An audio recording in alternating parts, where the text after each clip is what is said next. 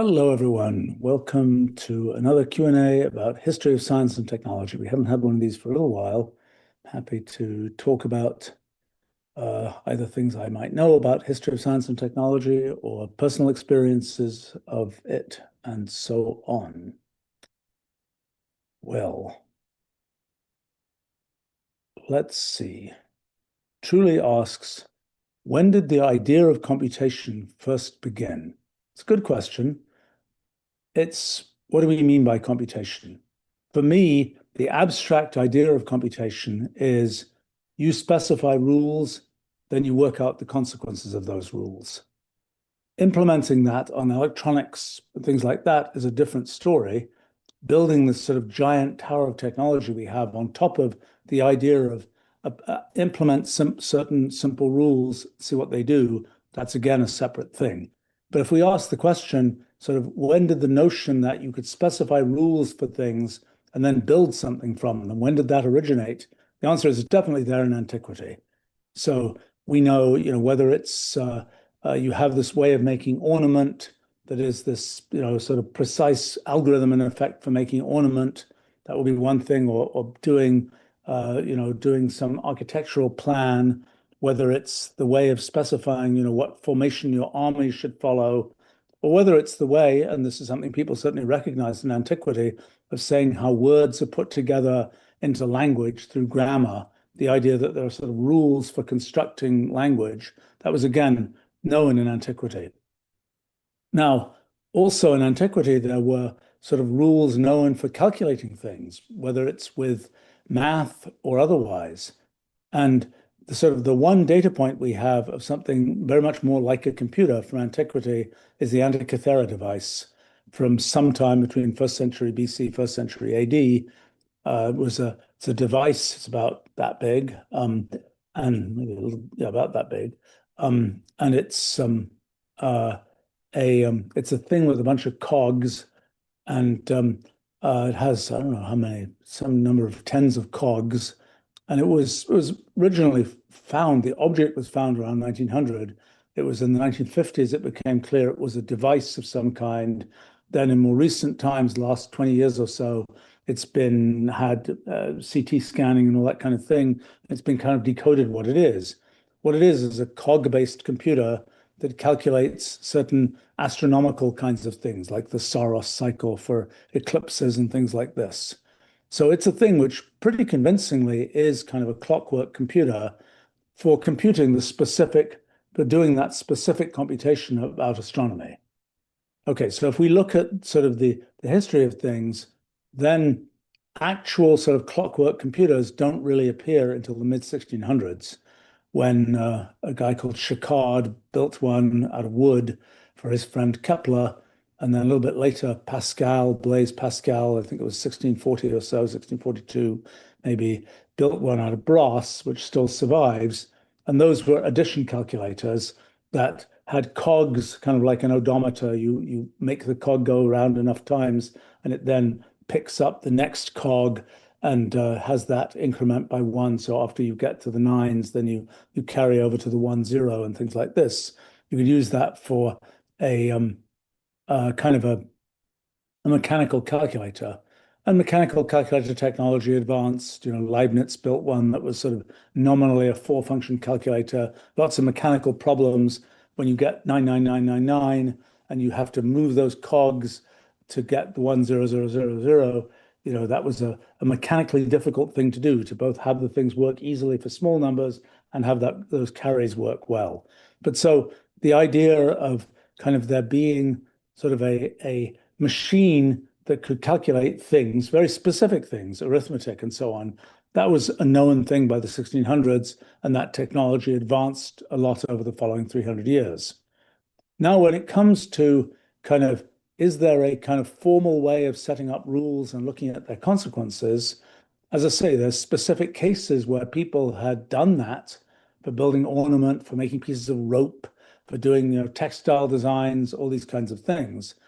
The idea of thinking about that abstractly has a little bit more of a complicated history. I mean, logic was something that was certainly kind of described by Aristotle, 4th century BC, 5th century BC, The Aristotle was thinking there are all these forms of argument. We can have this way of describing arguments work like this. They have a precedent, an antecedent of this that follows with that, and so on. So Aristotle had this idea of syllogistic logic, these patterns of argument that could be thought of as sort of rules for specifying how things work. That was one kind of thing. Then but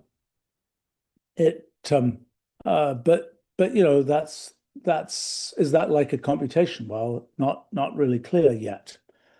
Then there were sort of things where you were trying to take sort of things from the world and formalize them in that way. I think the I Ching can be thought of as doing something a bit like that. They're sort of taking these base 2 numbers, hexagrams and so on, and trying to sort of take things in the world and kind of reduce them to this kind of symbolic numerical thing. Later on, Ramon Lull in the 1200s had this idea of being able to sort of figure out what would happen in the world by sort of just doing the combinatorics of different kinds of propositions.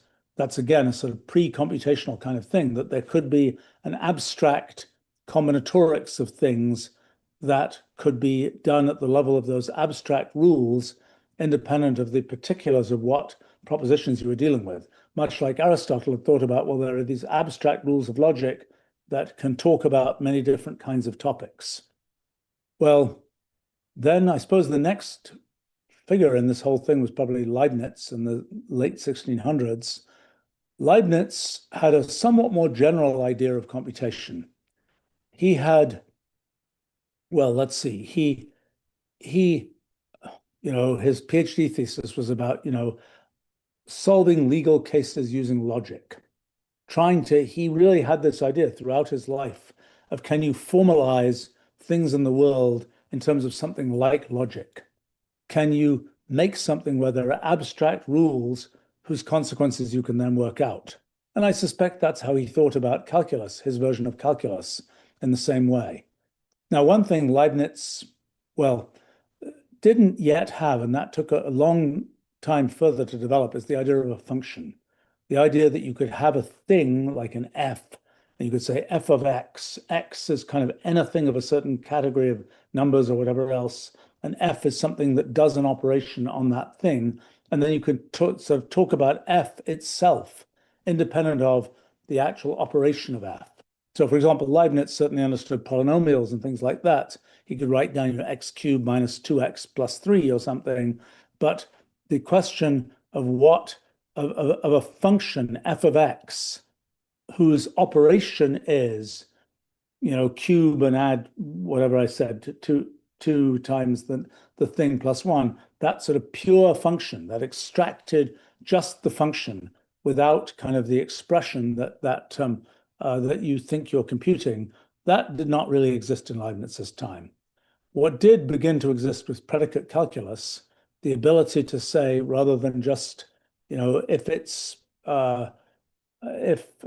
if you drop the thing, it will fall on the floor, to say something like, for everything that you might drop, there exists a way of doing this, that, and the other, of having these quantifiers that say for all, or there exists, that deal with kind of infinite collections of things, say for all people, all men are mortal, et cetera, et cetera, et cetera. That was already a syllogism. That structure was, the overall structure already existed in Aristotle's time, but the notion of sort of quantifying over people, of saying for all of something, for all numbers, such and such will be true, and so on. That was a thing that was emerging into existence by Leibniz's time in the 1600s. Okay, so then we go a whole bunch further into the 1800s, and this sort of push towards abstraction really jumps in around the 1830s, with several different kinds of abstraction coming in. So there was Boolean algebra, where the idea that you could take sort of the operations of logic and make them really like an algebra, something where you could say, well, or is like plus, and is like times, and well, there's a little bit of a glitch, because if true is 1 and false is 0, 1 plus 1, 1 or 1, true or true is just true, whereas 1 plus 1 is normally 2. But so Boole had to sort of adjust that and say, well, in Boolean algebra, 1 plus 1 is really just 1. But that was, again, a formalization of these ideas of logic in something that was much more abstract. There were at the same time a couple of other forms of abstraction. Another one was Lobachevsky and the idea of curved space, the idea that you could have a geometry that was not attached to the actual geometry that we experience in the world normally, of Euclidean geometry and so on, but that it was sort of abstracted from that. Then there was the idea of group theory and Galois, bringing that in, where there's something where you can have sort of elements that can be multiplied and so on, but the elements aren't really numbers, they're abstract kinds of things that have certain properties. And then the third one of those was Hamilton and quaternions, again, a form of sort of the complex numbers have been introduced around 1500, the idea that one could have another type of thing, which was a number-like thing, but had sort of more abstract rules. I mean, this notion of, well, I suppose a precursor to all of this had been algebra from around the 1400s, where you could have the idea of just the x representing whatever it represents, rather than having to just talk about the specifics of particular numbers. There'd been a precursor to that even with Euclid, because Euclid had done things like labeling angles in a figure with letters, and sort of this letter represents this angle. However, whatever the measure of that angle is represented by that letter. So there've been precursors of that, but this sort of emergence of kind of symbolic representation of things, the abstraction of things, it's kind of an algebraic structure, but it isn't just in terms of numbers. It's an arbitrary algebraic structure. That was really a thing of the early part of the 1800s. In the later part of the 1800s, there were all these efforts to really say, all this stuff that we know, like mathematics, what is it really based on? How could we really, what are its real foundations? Could its foundations just be logic? Could you derive all of mathematics from logic? Gottlob Frege was very big on that idea. And then there was sort of this push towards formalization. Can you write down official axioms for mathematics from which you can sort of mechanically derive the truths of mathematics? Giuseppe Peano was a big person in that in the 1880s and so on. So there was sort of a gathering interest in sort of the formalization of things. At that point, the notion of a function, the function, you could pick it up, you could do things with that function f. Normally, it was like, well, what is the function? What is the value of the function? Is it x squared plus 3 or something like this? We can do something with a polynomial x squared plus 3, but if you just hand me the function on its own, I don't know what to do with it. So as that push towards abstraction through Frege, through Peano and so on, as that sort of advanced, it got more to the point where you could just sort of pick up a function and do something with it. So functions became sort of things that had structure of their own, not just sort of the value of the function is this concrete thing like a polynomial. So then around 1900 and so on, David Hilbert had this Hilbert program, which was sort of can one mechanize mathematics in a sense? Can one turn it into something where you could write down axioms and then just sort of grind out the results? It's beginning to seem a lot like computation at that point. It's beginning to seem like, can you write down rules for mathematics and then just grind out all the theorems of mathematics from that? Something that sort of has the general character of computation. Well, then Whitehead and Russell did their big sort of show-off exercise around 1910 of producing these books, Principia Mathematica, which tried to sort of do that from the machine code of mathematics that they viewed as being essentially logic. Could you build up kind of to 1 plus 1 equals 2? They took them 100 pages or something to do that very, very show-offly, so to speak. It was kind of from the machine code. It's kind of like a modern proof assistant system like Lean or Coq or whatever else, where you're building up from the axioms to get to 1 plus 1 equals 2. And it's a similar amount of effort, maybe even more effort in a modern proof assistant than it was in Whitehead and Russell's Principia Mathematica. But by this point, sort of there's a higher level of abstraction. You can kind of take functions, you can take operations you're doing, you can sort of pick up that thing that represents a collection of operations and abstractly talk about it. Well, then I suppose the next big step. So there was a question of, well, is there raw material from which we can build all the operations of mathematics? We have plus and we have times and so on. We have the construction of a function. We have things like mathematical induction, which allows you to deduce this from that. But is there some way, is there some sort of raw material from which any function that shows up in mathematics can be built from sort of raw primitive elements? So the original idea was to use this concept of primitive recursion. The idea that if you have a function f of n, you can define it in terms of, let's say, f of n minus 1 and previous values of f. It's something where given this function, you can just always sort of roll down and define it in terms of things that you sort of already could have looked at. Same idea of mathematical induction. Given that you have a certain sequence of propositions proved, can you prove the next one? You always get to the next one and keep going forever. Well, that was people thought in the beginning of the 20th century that sort of all reasonable mathematical functions could be built using primitive recursion. Around 1920, a student of Hilbert's named Wilhelm Ackermann showed that there was at least one function, the so-called Ackermann function, which can't be built that way, but it seems like a reasonable mathematical function. It's kind of the function that with one parameter 0, it gives just adding 1 to things, parameter 1, it says x plus whatever, x plus y. Parameter 2, it's x times y. Parameter 3, it's x to the power y. Parameter 4, it's tetration, x to the x to the x to the x, y times, and so on. As you keep on going along those lines, you can show that there's no way to derive the values of that function purely by this look-back primitive recursion type technique. So that was kind of okay, so primitive recursion is not the raw material for all of mathematics. Then 1931 rolls around, and that's when Kurt Gödel proved his incompleteness theorem. The technical thing that he did was to define so-called general recursive functions, which are functions which, instead of just always looking back, they have a thing where they can just say, just keep testing this until it's true. So-called mu operator in what Gödel did. It's just keep going until something happens. And it could go as long as you want. So Gödel constructed that. Then his big result was that you could encode that and a lot of other kinds of things that let you do sort of talking about mathematics. You can encode those things in terms of actually just arithmetic.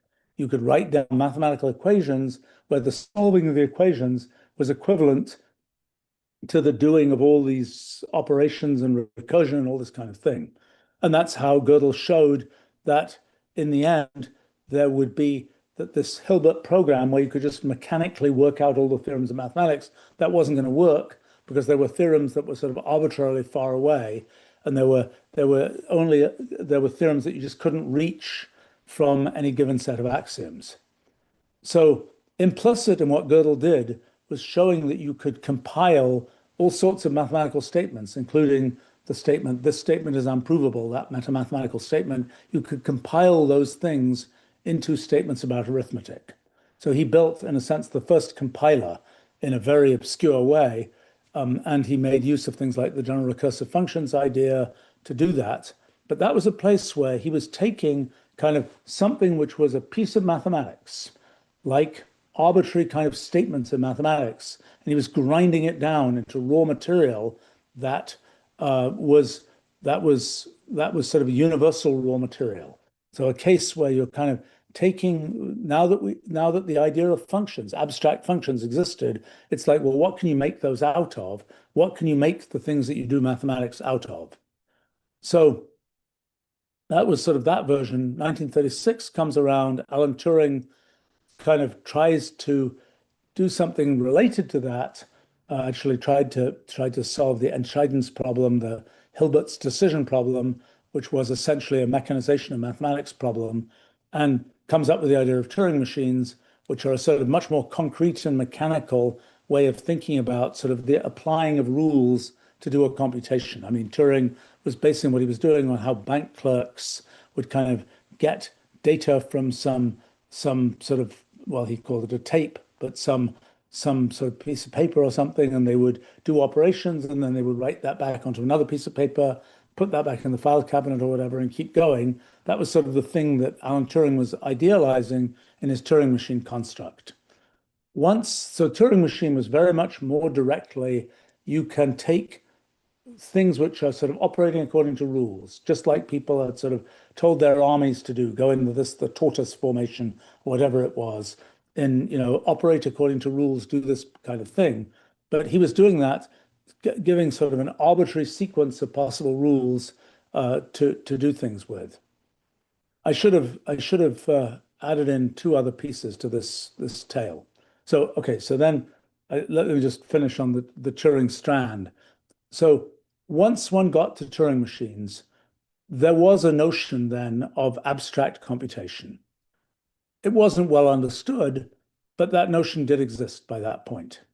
I'm going to tell you about a couple of precursors to that, which weren't part of the main strand of history, but which were real precursors to that. But given that, meanwhile, the technology of mechanical calculators had advanced a lot. There were electromechanical calculators.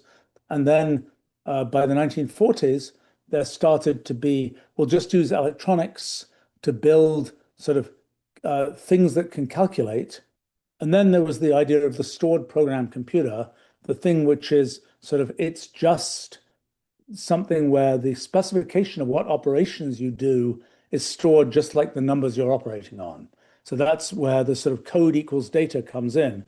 Although code equals data is already a thing in Turing machines. It's critical to Turing machines that sort of code and data are the same kind of thing. But as a practical matter, that sort of emerged in electronic computers in the 1946 was the ENIAC. By the end of the 1940s, beginning of the 1950s, that was sort of a practical thing done with engineering in electronic computers. Those things were a little bit more brought together by John von Neumann, who was a mathematical logic sort of enthusiast who actually worked on practical computers, kind of helped bring those strands together. But by that point, there were practical computers using the fact that you could store programs as data and do things with them. And there were theoretical computers like Turing machines that also worked that way. So the concept of computation was something that had, I think, firmly emerged by the 1950s. Now, there are two precursors I'll mention. One of them is Charles Babbage and Ada Lovelace. That's from the 1830s and 1840s.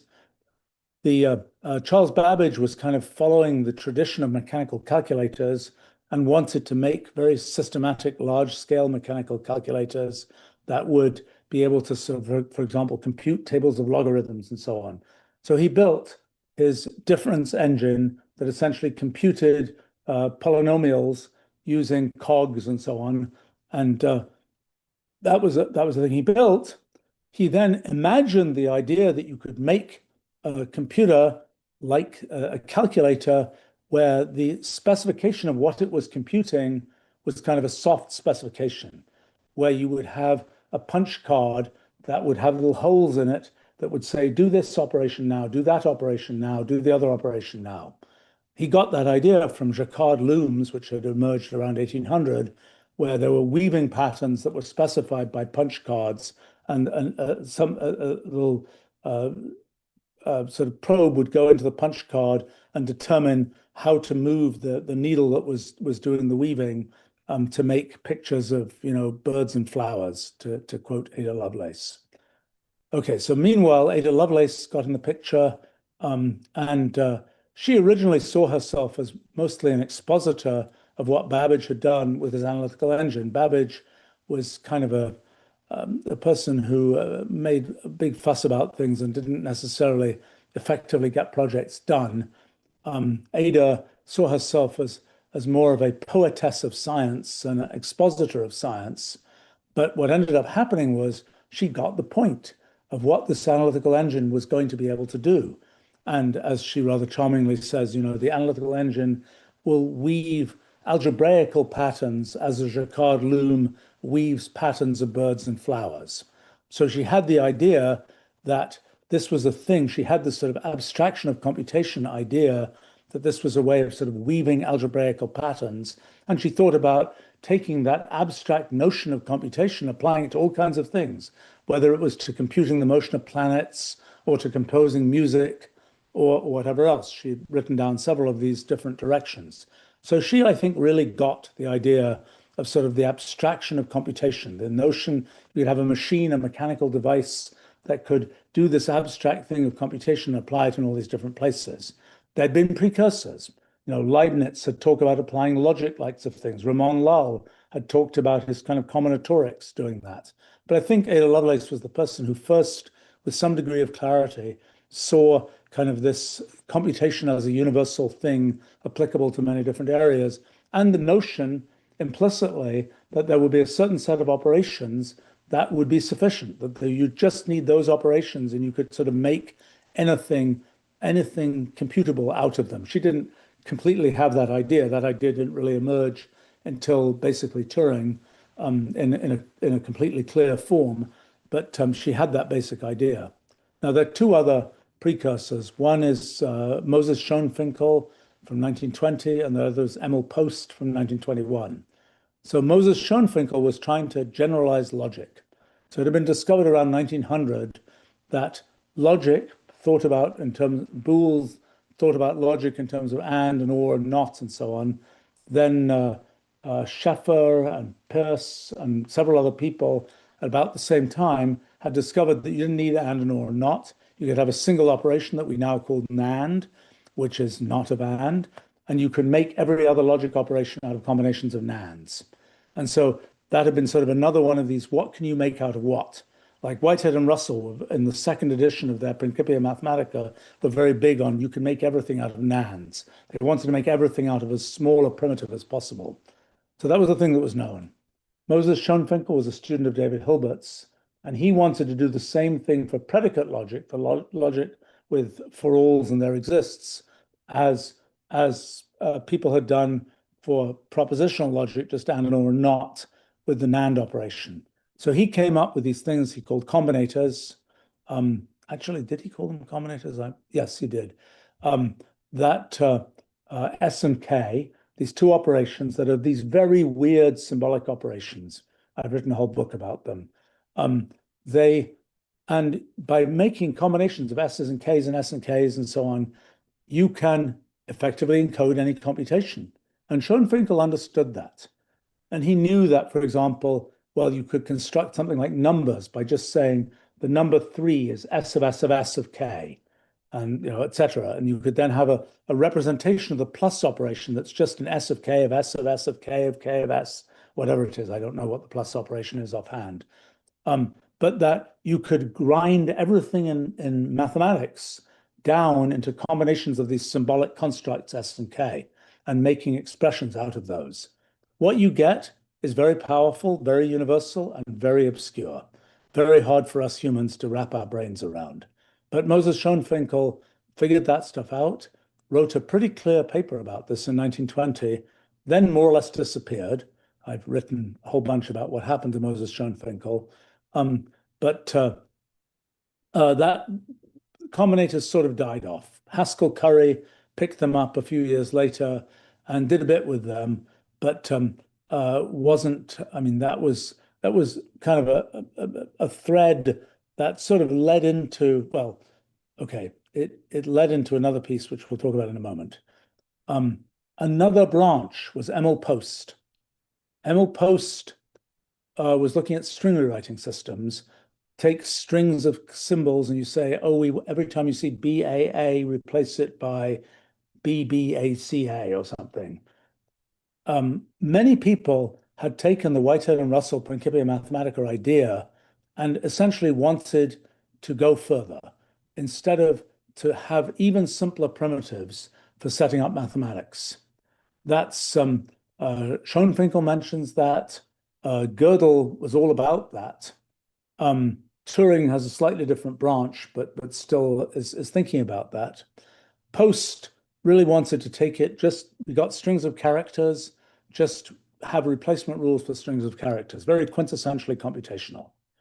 In 1921, Emil Post thought if I can just show that all of Principia Mathematica is reducible to transformation rules for strings, and then I can solve the problem of transformation rules for strings, I've solved mathematics.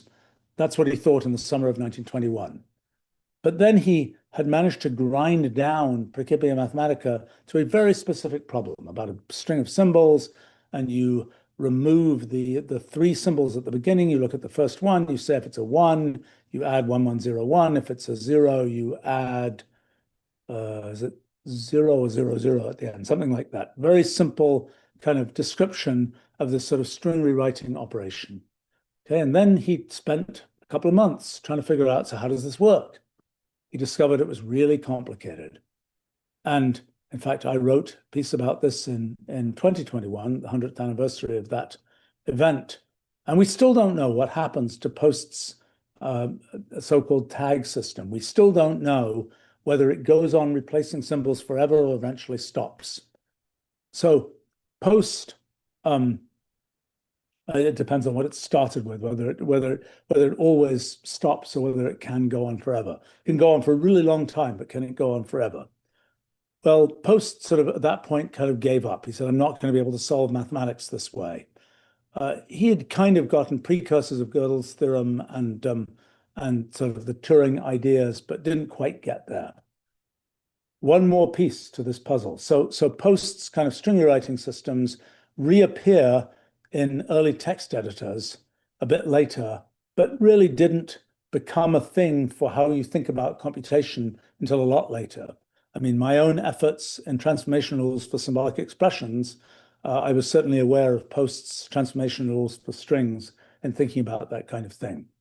Okay, there's one more piece to this puzzle. Early 1930s, Alonzo Church, taking ideas from Schoenfinkel, invents lambda calculus. Actually, a thing like lambda calculus that existed in Principia Mathematica, what Church called lambda, I believe Whitehead and Russell are called iota.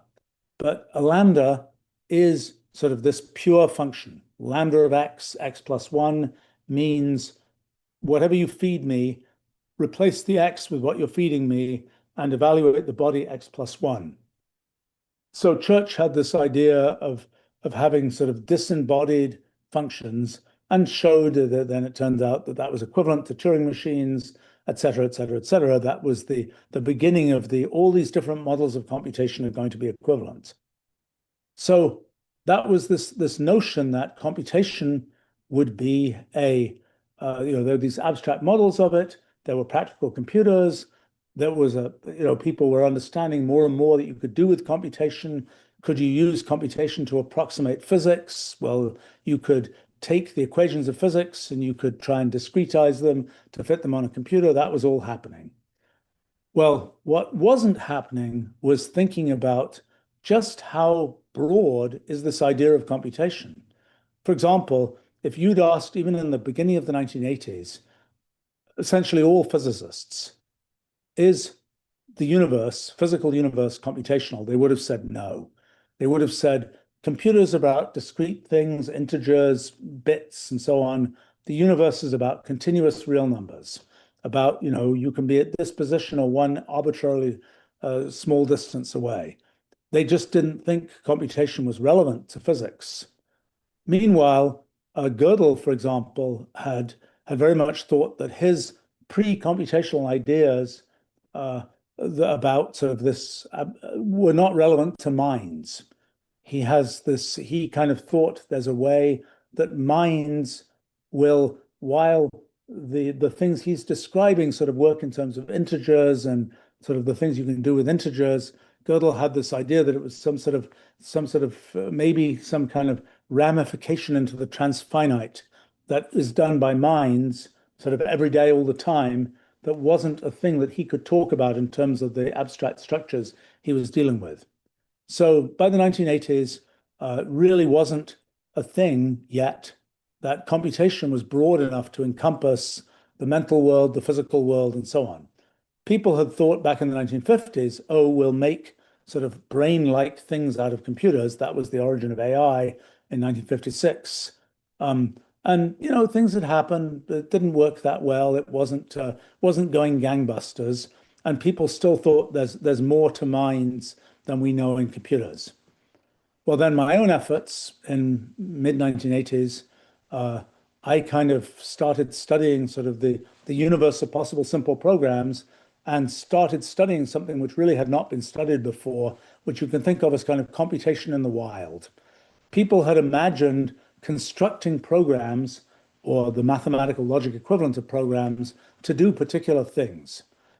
And the idea that you could just pick a program at random or start enumerating all possible programs and say, what do all of these do?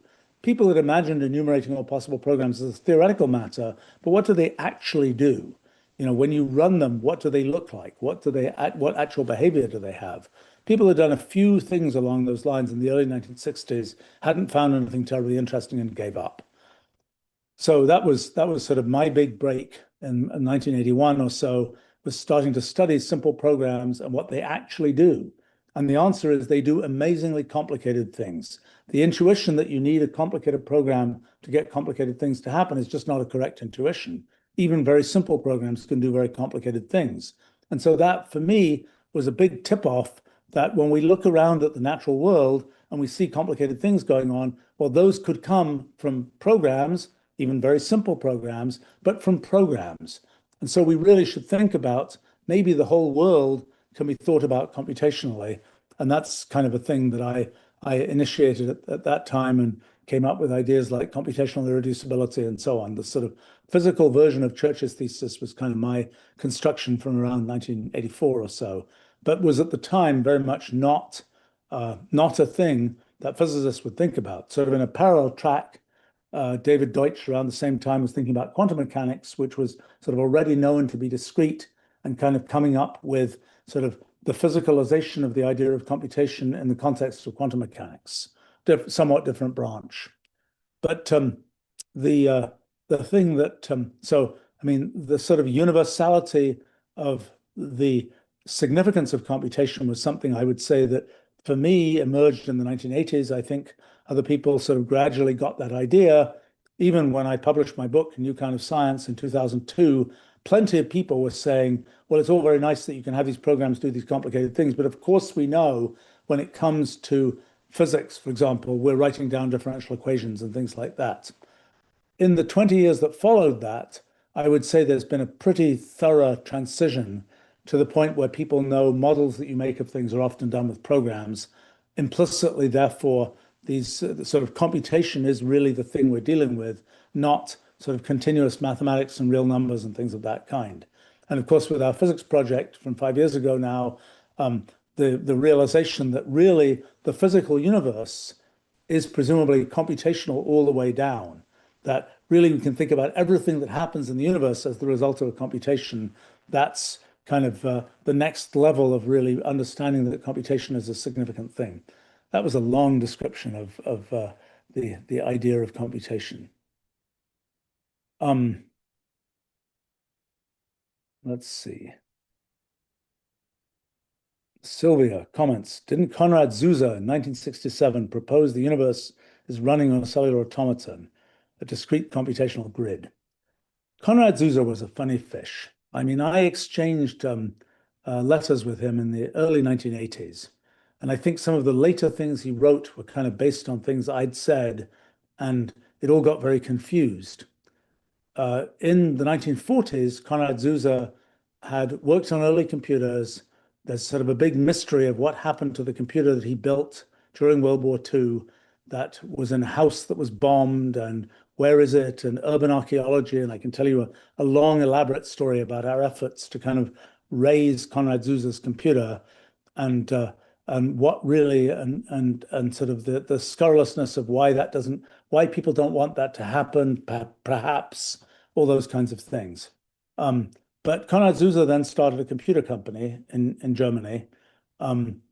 I certainly talked to Konrad Zuse's son about sort of what did Zuse know when about Turing, about things like this during the war and after the war. And it's all a bit muddy, a bit murky, what he knew. And I think it would be fair to say, and I have to say, I've run across a number of people who are not Zuse enthusiasts. And in terms of sort of what was said versus what was real and so on. It became a complicated issue because particularly in the 1990s, there was sort of a very nationalistic effort, I would say, particularly in Germany, to say we invented the computer, which I don't think is really correct. I think the computer is actually, if in its electronic form, is really an American construct. But in any case, I think that so Zuse had this idea of what he called calculating space. It was the idea that you could sort of make a discrete grid of cells in space, and you could then compute on that. And then that might represent physics. And he had the idea of having real numbers. That idea was a very old idea. That idea was the idea of discretizing a partial differential equation. That idea was known, certainly by the time of World War II. That was an idea that was known. I think it was used, the sort of early versions of that idea with human computers were used famously in the design of the aerodynamics of the Spitfire plane. But the notion that you could discretize space and sort of have real numbers at every point as an approximation to physics equations was a well-known thing. Now, something that actually just occurs to me as I'm telling you this story is something I'd known only quite recently, is that Werner Heisenberg, along with most other physicists in the early part of the 20th century, had believed that space was discrete and had tried to kind of construct models of the universe based on discrete space. So I know by 1931 or so, Heisenberg had kind of, around that 1932 maybe, had really pushed this idea of discrete space and building things on discrete space, but couldn't make it work, couldn't make it consistent with relativity. And that was what led him to define the S matrix and what's now modern approach to quantum mechanics. The question that I have is, did Werner Heisenberg know Konrad Zuse? I think the answer is almost definitely yes. So that's a link I'd never thought about before, because Heisenberg actually died in 1976 or 1977. I could have met him if I'd been a more, I don't know, if I'd been, had more of a respect for history when I was 16 years old. But in any case, but Heisenberg was absolutely around and I think must have interacted with Zuse. It's not that big that stratum of kind of scientific Germany, particularly post-war, was had to be thin enough. They have to have interacted. So that's kind of interesting, isn't it? I hadn't thought of that before, but Heisenberg absolutely had that idea, as did many other people at the same time, that space would be discrete. You'd sort of build up the fields of electromagnetic fields or whatever it is on space. So I think that's so I don't think Konrad Zuse added much. And I certainly didn't learn anything from his calculating space piece. It seemed rather frankly naive to me. And it's sort of a little frustrating because at various times people say, what about Konrad Zuse? It's like, I don't think there's a what about there. He did what he did. He built a computer company, et cetera, et cetera, et cetera. But I don't think this was a thing. Let's see. So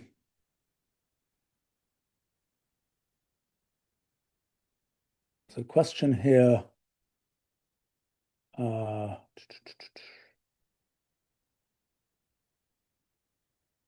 So we're commenting about Ada Lovelace. Okay,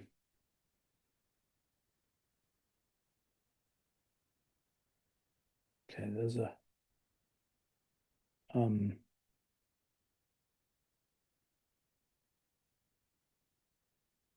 okay, Jamie asks, do you think if Babbage and Lovelace had actually built the analytical engine, the computer revolution would have happened a century earlier?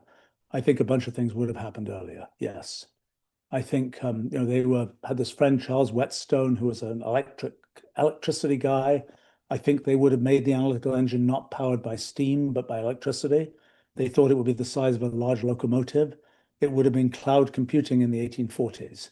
And they really had the idea that they would, somebody would send in, oh, I want to run this batch job of computing nautical tables, or I want to make these insurance tables or whatever else. I think there would have been a lot of practical computing, and I think that would have probably built from that. Well, I mean, the theoretical side of it, Ada Lovelace wasn't that far away from those ideas. I mean, it was the abstraction that came in the late 1800s would have been important to kind of help build more scaffolding for that. But I think the path was already laid down. I mean, if Ada Lovelace hadn't gotten cancer and died young, history might have been very different in that regard. Charles Babbage was not really on that path. He was much more of an engineer, figuring out how the cogs would interact and so on, than thinking about the big picture of what was going on. Graham asks, do you think the history of computation is moving towards a point when the line between natural processes and design computation disappears? Well, I've certainly thought that for a long time. I mean, I was very struck years ago when I visited Leibniz's archive, seeing his brass computer and realizing in Leibniz's day, that was kind of the only computer he'd seen. Now we've got billions of computers. But the thing, what to us now, looking back at Leibniz, it's like, oh my gosh, that was the only computer he'd seen. He had no intuition about computers.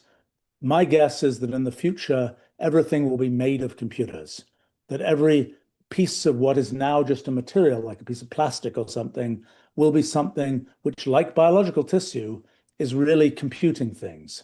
And I think that, yes, as we get into molecular scale computing, which is what biology succeeds in doing, as we manage to harness that as a piece of technology, we'll see much more of, yes, all natural objects, all objects in the world are computing all the way down to the level of their molecules and so on, rather than I'm just sitting here as a piece of solid stuff. It'll be a different kind of thing. And probably the particular place where that's important is in the interface to us, because we are molecular computers in our biology, so to speak, and interfacing kind of the world, the technological world as a molecular computational world to us is surely going to be an important thing. So yes, I do think that in my own view of how the natural world works, we should think about it computationally, and that's been a powerful idea. There's much further for that idea to run, but that's different from sort of the technologically constructed computation. Let's see. Gosh, there are lots of interesting questions here. Right, let me pick a few here. Graham is asking, in your own career, you've seen multiple eras of computation, from mainframes, PCs, internet, cloud, AI. What transition surprised you the most? I have to say, nothing has been that surprising so far. I mean, it's kind of like from the first time I had access to a computer and it was very big, I realized it's going to get smaller. And, from the first time that I saw okay, I don't think I completely imagined bitmap displays. I think, I'd seen character-based displays, I'd seen sort of pen plotter type displays. I don't think I internalized that. I think the main thing I haven't internalized is when you have a piece of raw technology, what happens when you build a giant tower on top of that technology? It's the same thing, if you imagine combinators from 1920, nobody would have imagined that you could build, a video conferencing system on top of what is computationally the same as combinators. All these use cases are very surprising, and the extent to which you can build these very tall towers and where the towers go is often surprising. I mean, I think that for me, I would say by the early 1980s, sort of my own experience of computers has not been that different since that time. I mean, many details, I could run a program on my watch now. I can do, all kinds of things like that, but it's not qualitatively different. This notion, this very robust notion of computation, I think, as a practical matter for much of what I've done already existed at that time. Even the fact that there was sort of this network out there where you could get information and so on, that already existed, albeit in an attenuated form relative to the web and so on. Let's see, John asks, do you think people in the 1940s and 50s worried about computers taking over the way people talk about AI today? Yeah, absolutely. I mean, giant electronic brains, we're going to have giant electronic brains that outthink us just as bulldozers muscle us, so to speak. Absolutely, that was a thought from certainly the 1950s. And people imagined that AI would take off in the early 1960s, and it would be kind of people were writing in the early 1960s. You could take what they wrote and transport it to today with a few changes of societal commentary, and it would seem completely modern. It was all about how maybe we're building the artificial intelligences that will be the next stage in the evolution of sort of intelligence on our planet type thing. It's very much the same thing, and that showed up in science fiction. It showed up all over the place as sort of a common theme of, yeah, the automation is going to take over. It's in the end, it's a weird thing because automation on its own doesn't know what to do. I mean, nature is automated. What happens in the natural world just happens. Nobody is sort of making it happen like we try to make technology do things. Nature just runs. And so too will any, ultimate automation just runs like nature. The question of what, whether the things we build as technology, almost by definition, are things where we're defining the goals and then it's trying to automate those goals. So I think let's see. Question here from Sylvia. Insight into how Ed Fredkin interacted with Dick Feynman around the idea that computation could be a substrate of reality. Well, I knew both Ed Fredkin and Dick Feynman well, and I talked to both of them about each other, and I think I know that in a decent level of detail. I mean, the Dick Feynman,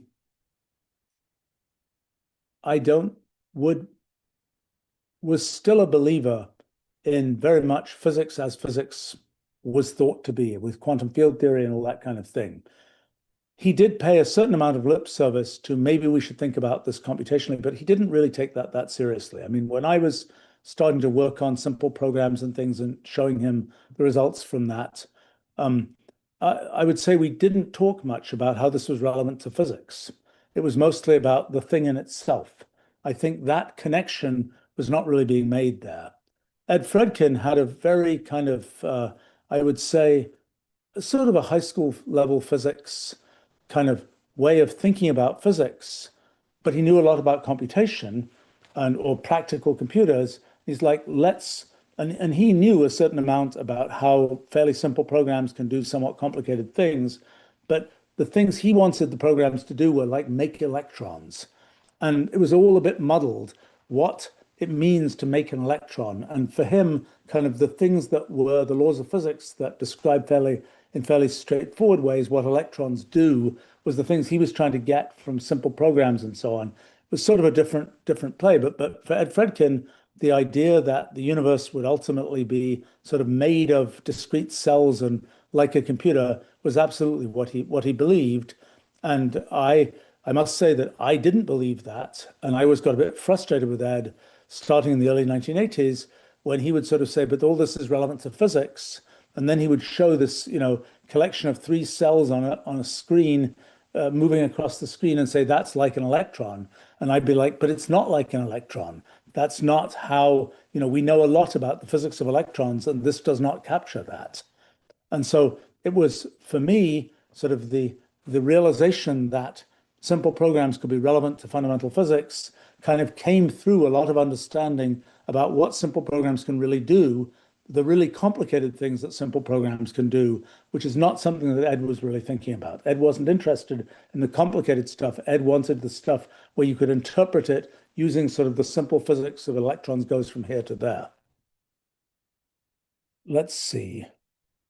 Double Triple asks, have you read Maxon's Master from 1894, a story about a robot that kills its master and takes over? I have not.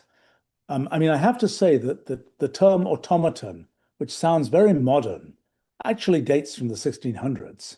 People were talking about automata, particularly toys, that would be, a music box like thing with little dancing figures on the top and so on, or a duck. There was a famous duck that was kind of a mechanical duck that did all kinds of things like including quacking and walking and so on. And those were automata, usually for toys or for displays of various kinds. And they were a thing from the 1600s. So this idea that you could mechanize a duck-like thing or a human-like thing was very much a known thing. Then there was the Mechanical Turk, of the box that supposedly played chess, that people found it plausible that there could be a box that played chess. In fact, it was a small person inside it playing the chess, but it was still this idea that you could sort of make automated humans is an old idea, and that shows up in in early science fiction and things like this, in the what was it called? Rossum's Universal Robots. That's from 1920.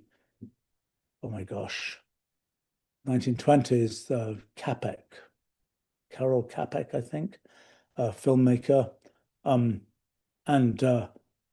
hence the robot, which is ultimately from Polish for worker, was came from that time. But I think so. So that idea that that there could be robots, that's a very old idea. Let's see.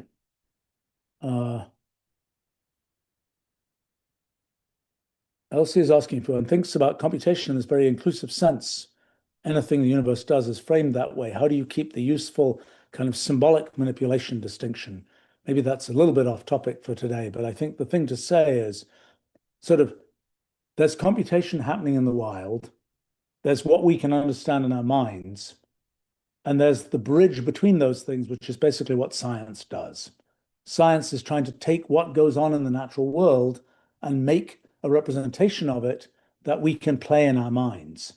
And that requires this kind of compression that's associated with having sort of symbols that represent things. And so when we talk about what happens in the world, we'll do it in terms of things like symbols that are our representation that's useful for us thinking about things, writing programs, and so on. Let's see, Truly asks, how did the history of physics influence the history of computation and vice versa? Physics and computation were pretty separate. I mean, there were physicists who needed to compute things. Kelvin had a tide calculator in the late 1800s, which was a mechanical calculator. Hartree had a thing made out of Meccano that was a way that he used to solve equations with analog computers. So physicists have been using computers of all kinds. Kepler, it was a friend of Kepler's who made the first modern sort of cog-based computer in the 1600s. So physicists have been using sort of computers to particularly do things with numbers for a long time. The idea that computation would be a conceptually useful thing for thinking about physics, I'm pretty sure that I was the main person who kind of introduced that idea.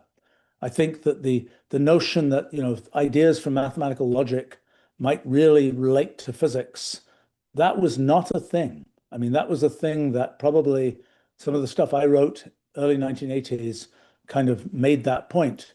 But as I say, most physicists wouldn't have believed it. Gödel wouldn't have believed it. Turing wouldn't have believed it. I mean, when Turing was working on biology late in his life in 1954 or so, he immediately thought, if I'm going to model reactions and diffusions in biology, I'm going to do differential equations. I'm not going to even think about Turing machines for that. I mean, there were other people like Aristide Lindenmayer, who I met when he was quite an old chap, who was a botanist, had this kind of idea of L systems, which were kind of systems of rules for representing the growth of plants and so on.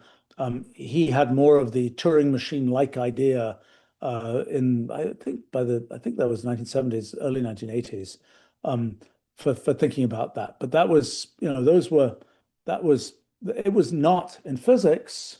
Remember, that was biology. And biology, by the way, had the kind of digital shock of discovering that DNA was digital in 1953. Physics had not had a digital shock.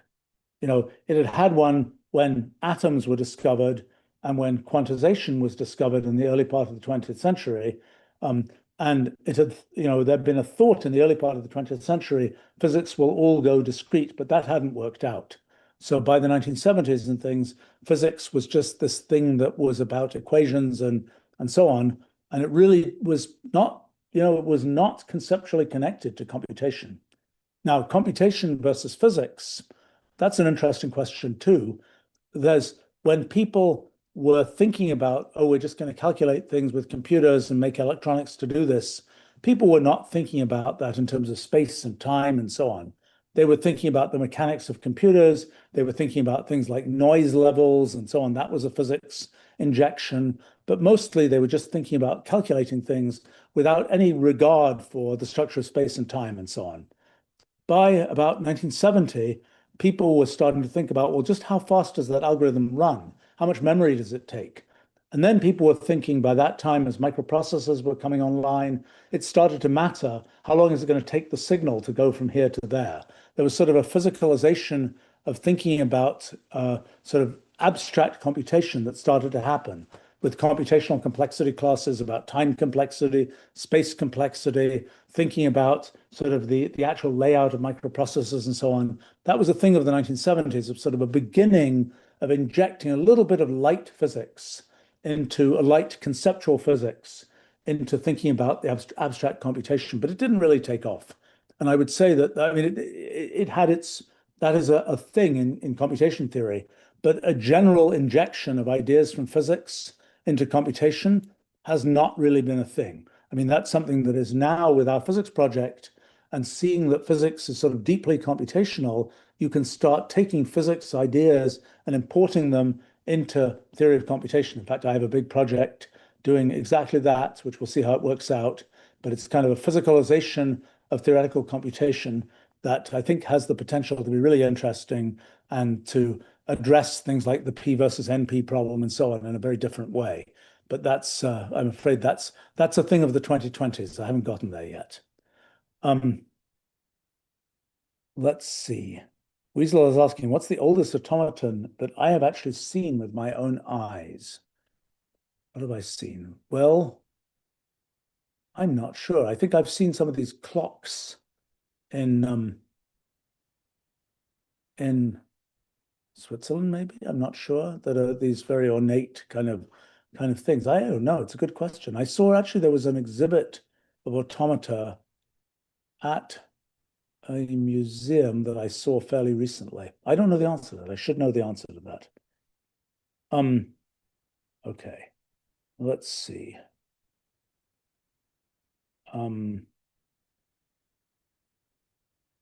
Are there relations between Cantor sets and Turing machines, asks M. Rudo.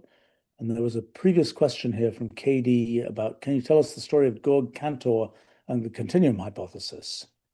Yeah, that sort of relates to some of what I've been talking about. Georg Cantor was 1870s, I guess.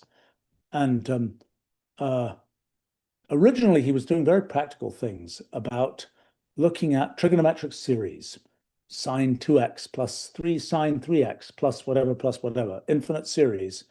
What do they converge to? And he discovered they can be incredibly wild. And that led him to several constructs. One was the Cantor set, which is kind of an early fractal. And the other is set theory, thinking about sort of abstractly what are sets of points that could be the limits of these trigonometric series. From that, he also came to transfinite numbers and really was one of the people who was driving the sort of abstraction of things in the 1870s, 1880s. His work on transfinite numbers and so on sort of went off into the mathosphere, so to speak, and hasn't really been brought back to applications. I've recently been thinking about some applications of transfinite numbers to essentially classify infinite computational data structures. But generally, they've been the thing that's very much just in math and never been applied. Set theory became sort of the standard for, this is what we're going to base our math on. It's actually very weird that people think that, because set theory is based on axioms which are quite unintuitive. And they're talking about infinite sets. We don't really have intuition about that. Why is it set theory rather than some other form of set theory with other axioms? Nobody can really say that. There's no ground truth. It's not like physics is based on set theory. It's not. Set theory is a way of describing an abstract system, and the set theory lives inside of universal computation. Physics plugs into universal computation as well. I mean, you can say, well, how far does set theory get in kind of formalizing things? You can actually make up computational systems like Turing machines. You could say, okay, I'm going to have this Turing machine. I want to answer a question about the Turing machine. Is this Turing machine never going to halt? Well, you can make a proof of that, but the proof relies on axioms. And sometimes the axioms of, let's say, arithmetic will be enough to make the proof. You can also have a Turing machine that's so wild that the axioms of set theory are needed, or even so wild that the axioms of set theory aren't enough. There's no way, the Turing machine is just doing this infinite collection of computations. And in effect, what it's doing is, it's something I actually only understood very recently, is in that infinite computation, it has sort of a microcosm of the whole of set theory. As it goes and does its infinite computation, it is in effect enumerating every theorem of set theory. And so to ask whether the thing will ever halt is to essentially ask the bigger picture of set theory, like is set theory consistent, which is something you can't answer from within set theory. And that's kind of why you escape those proofs. Anyway, the Turing machines versus Cantor sets and so on. Cantor sets are, well, the classic way of doing it, you have interval 0 to 1, you say cut out the middle third of that interval. Okay, then within each third that's left, cut out the middle third of that, keep going down. You get this kind of tree-like construction where you've got thirds of thirds of thirds of thirds of thirds, and then the set of numbers that are still left are kind of the leaves of that infinite tree. And so is that relevant to things like Turing machines? Well, yes, because the topology of that infinite tree is like a sequence of digits. So you can imagine, you have binary numbers. You go 1 goes right, 0 goes left. You can make a tree. Every binary number corresponds to a path down a binary tree.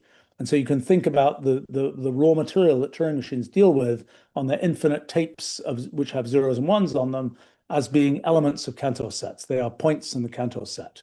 So in that sense, the topology of a Turing machine is like the topology of the Cantor set. And you can do a certain amount of analysis about, well, for example, cellular automata are continuous maps on the Cantor set. And you can, the geometrization of a Turing machine is a little bit like thinking about a Cantor set. I have never quite figured out how to get more mileage out of that. I have worked on that at some length, actually, in the 1980s. But I don't have a great thing to say about that. Let's see, maybe a couple more questions and then I should wrap up.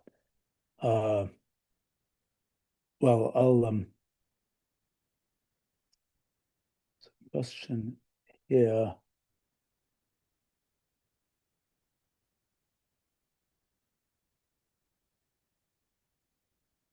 Boy, I'm just going to make a brief comment on this, but maybe I'll talk about this more some other time.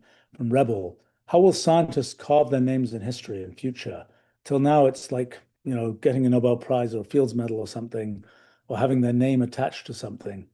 I think the thing to realize is that, in the end, ideas are what survive. And whether a name is attached to an idea is a completely hit and miss thing. It's often misattached. It's often not attached when it should be. It is attached when it shouldn't be, et cetera, et cetera, et cetera. But it's the ideas that survive. The humans disappear, and perhaps their stories are known. Often the stories told about scientists are very idealized stories that don't really reflect the intellectual sort of path that those people took. Let's see. Oh gosh, there are a lot of interesting questions here. My gosh. I think I went through let's see. There's a question here saying correctly that oh, where is this? It's a question somebody asked commenting. Oh boy, origami asks, and I'm going to talk about this another time. How do you determine what is a fact or fiction in history? How do we know who's real and who is just a person in a story or symbolic? Yeah, I mean, you've got to go look at the original documents. That's the only way to tell. And if you're dealing with, places where, like India, where there's been largely an oral tradition going back a long way, it's really hard to tell what happened. It's I could have mentioned in the story of the formalization of things, Panini, a grammarian of Sanskrit from ancient India. When did he live? We don't know, within centuries. What do we know about him and how he came to write his grammar of Sanskrit? We don't know. It wasn't written down until the 1600s. The only thing that's claimed to be known about Panini is that he met his end being eaten by a lion. May or may not be true. It's, we really know nothing about the person there, and that's typical of oral traditions. We know the ideas, we don't know the person. Robert is asking, you mentioned some upcoming travel. Will you be exploring any interesting history or historical places? It's good you remind me about that. I am going to Europe for a few weeks, briefly to Italy, Switzerland, and for a while to the UK. And actually, I had it on my list to go check out James Clerk Maxwell's estate in Scotland, because I will be there briefly. I need to do that. I had forgotten. I hope I'll be driving right by, in which case I'll definitely sort of drop in. I don't know if there's anything there, but it's by the time James Clerk Maxwell spent a number of years on this kind of country estate that his family had had in Scotland, and he wrote a lovely paper called On Hills and Dales, which was, I think, based on his daily walk around trying to work out, how many peaks, how many troughs do you have in the surface? It's kind of an early version of Morse theory. And I kind of have to see if I can recapitulate his walk. I think I'll drop in at things like the Science Museum in London. I mostly have an ridiculously intense schedule of talks and meetings and things that I've been kind of saving up for probably 15 years or something. And finally, okay, I'm doing this trip, so let me do these things now. It will be absurdly intense, but I think I did arrange to drop in at the Science Museum in London. I have to say, I was looking at the floor plan of the Science Museum and was realizing that it's very similar to what it was like 60 years ago when I was first visiting there. And I suppose if you have, the original steam engine and things, it's still the original steam engine, and people are still interested in seeing it. I'll be interested to see if my grandfather's bicycle, which was strangely ended up in that museum, he lent it to somebody, and that person failed to return the bicycle, but then the bicycle ended up in a museum instead. Whether that's still on display there, it certainly had been for many decades. It was a notable bicycle because it was a bicycle that had no chain. It was driven by some kind of rotating thing. My grandfather was just a purchaser of such a bicycle, not but I think it somehow it wound up in the Science Museum. But in any case, you guys are reminding me that I should check out my what historical sites should I see? I'll be I'm trying to think. Yeah, it's a good prompt for me. I need to. I always like seeing these historical kinds of things, and somehow, often these little tiny museums that exist in particular places are have very interesting content that hasn't sort of made it out onto the broader web and so on. I think I don't know. Kelvin is William Thompson, Lord Kelvin is another person who I studied quite a bit recently, and maybe I should look for. I bet he was pretty famous in his day. He was buried in Westminster Abbey and all those kinds of things, which is always a sign of fame in one's day. And I don't know what there is from him. I think it always used to be the case. Yeah, I'm now I'm thinking about. Unfortunately, I will not have very much spare time to go look at interesting historical sites, although I'd like to do that. And thank you for prompting me on this. Great. Well, thanks for joining me. I think I should go back to my day job here. I probably will be able to do another live stream this Friday, and then I won't be able to for a while after that. Unless maybe I wind up in some really wonderful place with an extra hour at the right time of day in the UK, and I'll be able to, maybe I should take that as a, hey, that would be cool to be able to do one of these from some interesting historical site. I doubt it, but we shall see. All right. Anyway, thanks for joining me today. Lots of interesting questions, lots of questions I'd love to address more in the future. So bye for now.